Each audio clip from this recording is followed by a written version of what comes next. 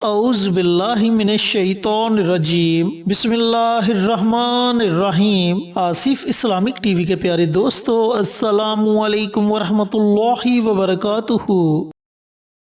اللہم صلی علی محمد وعلی آل محمد کما صلیت علی ابراہیم وعلی آل ابراہیم انک حمید مجید۔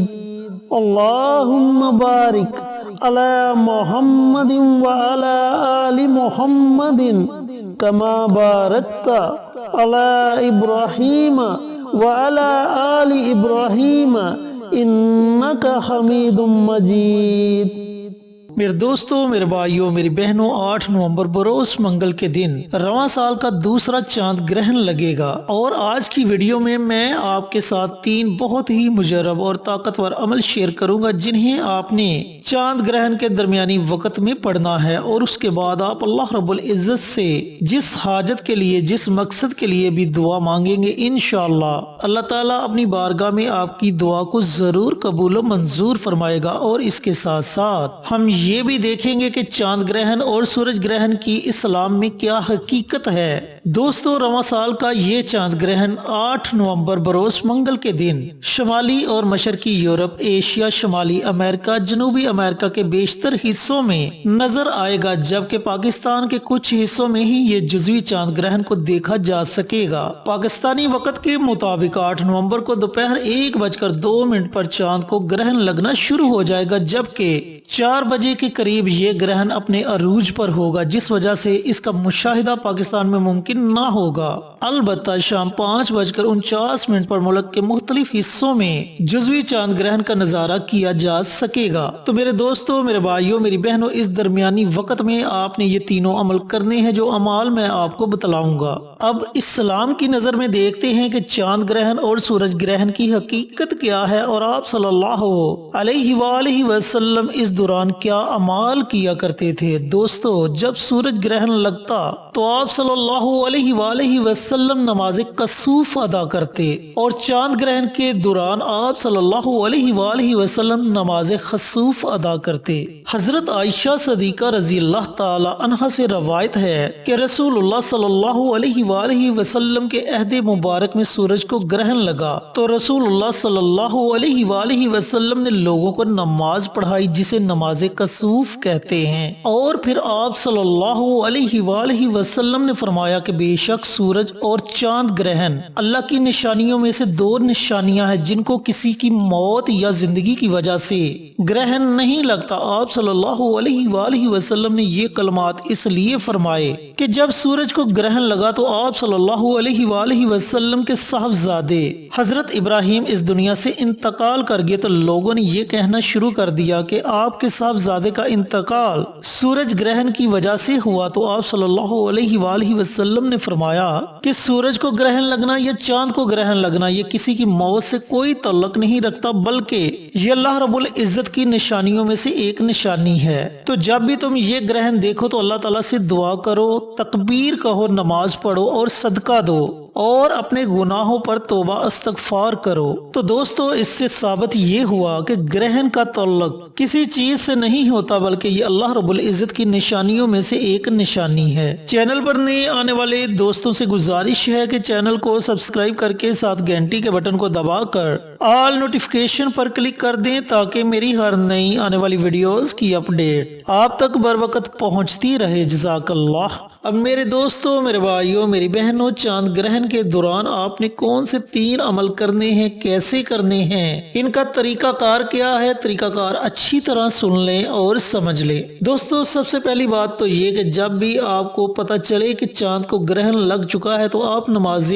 خسوف ادا کریں۔ اگر آپ نماز خسوف ادا نہیں کر سکتے تو کم از کم یہ 3 اعمال ضرور کریں جو میں آپ کو بتلانے لگا ہوں۔ آپ نے اس درمیانی وقت میں جب آپ کا جی چاہے آپ یہ تینوں عمال کر سکتے ہیں۔ دوستو، سب سے پہلا عمل ہے صدقے کا۔ آپ نے تھوڑا بہت صدقہ ضرور کسی غریب کو دے دینا ہے جو صدقے کا مستحق ہو، اور جتنی آپ کی حیثیت ہے، جتنی آپ میں طاقت ہے، اپنی طاقت کے مطابق آپ صدقہ ادا کریں۔ اگر آپ کے پاس صدقہ دینے کے لیے پیسے نہیں تو سورۃ فاتحہ 1 مرتبہ اور سورۃ اخلاص کو 3 مرتبہ پڑھ کر جو لوگ اس دنیا سے جا چکے ہیں ان کی روحوں کے لیے ایصال ثواب کر دے، یہ بھی آپ کے لیے صدقہ جاریہ ہوگا۔ صدقہ کرنے کے بعد آپ نے جو دوسرا عمل کرنا ہے وہ عمل ہے استغفار کا عمل۔ اب دوستو، میرے بھائیوں، میری بہنوں، استغفار کی بہت سی دعائیں ہیں۔ اللہم اغفر لی، استغفر اللہ ربی من کل ذنب واتوب علیہ۔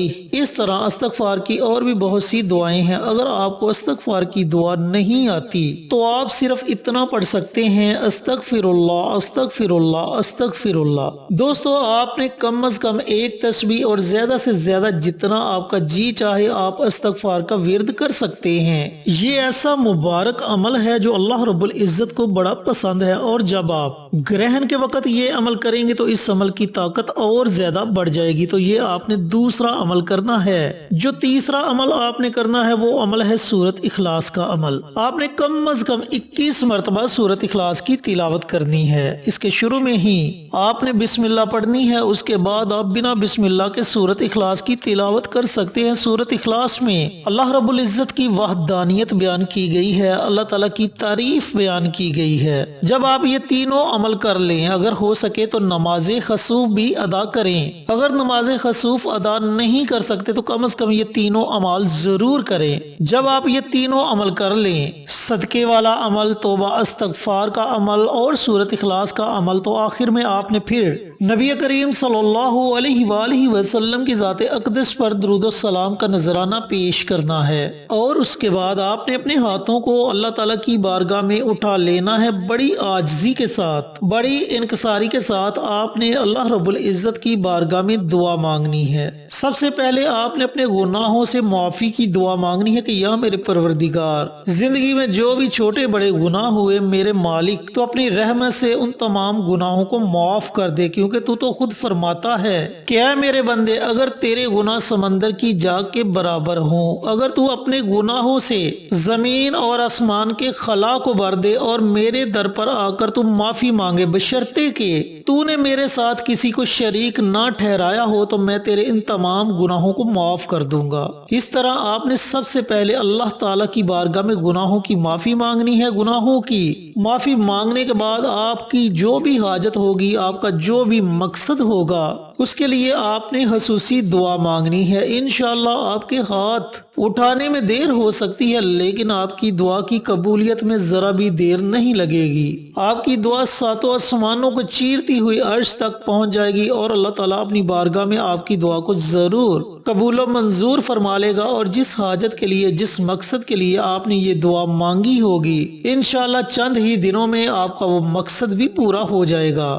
تو میرے دوستوں، میرے بھائیوں، میری بہنوں، چاند گرہن کے درمیانی وقت میں آپ نے یہ تینوں اعمال ضرور پڑھنے ہیں، اور ان اعمال کو پڑھنے کے بعد اللہ تعالیٰ سے دعا مانگے، ان اعمال سے فائدہ اٹھائیں، اور اس وقت کو آپ نے ہرگز ضائع نہیں کرنا۔ اللہ رب العزت سے دعا گو ہوں کہ اللہ پاک چاند گرہن کے درمیانی وقت میں یہ تینوں عمل مجھے بھی، میرے تمام بھائیوں کو، میری تمام بہنوں کو پڑھنے کی توفیق عطا فرمائے، اور صدقہ جاریہ سمجھ کر دوسروں کے ساتھ شیئر کرنے کی توفیق عطا فرمائے، تاکہ آپ کے ساتھ ساتھ دوسرے لوگوں کا بھی فائدہ ہو سکے۔ پیارے آقا کی پیاری پیاری سنتوں پر عمل کرنے کی توفیق عطا فرمائے، 5 وقت کا نمازی بنائے، صراط مستقیم پر چلنے کی توفیق عطا فرمائے، آمین۔ انشاءاللہ پھر کسی نئی ویڈیو کے ساتھ، اچھے اچھے وظائف کے ساتھ آپ کی خدمت میں حاضر ہوں گے۔ تب تک کے لیے اجازت دیں۔ السلام علیکم ورحمۃ اللہ وبرکاتہ۔